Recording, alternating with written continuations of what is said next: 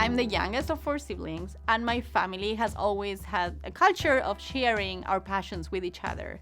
So when I was a kid, one of my older brothers brought a computer to our home, and he encouraged me to tinker with the computer, to participate in the online network, and I started coding and playing around with the computer, and I got really excited. So one of the things I did as a kid with my computer was get it to do a small text game, kind of like a choose your own adventure book, but as a computer text game.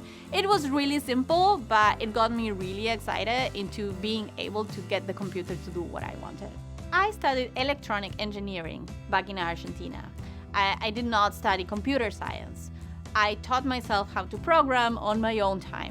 But then I always worked in IT. I never worked as an electronic engineer. I got my first job as an IT support specialist, but it was just by chance. I only got it because a friend of mine called me on the phone and asked me whether I knew someone that could do support for this small company that was looking for someone that could help them with their IT stuff.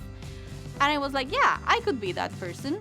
And my only background was to having done the IT support for my family on my home computer, my mother's computer.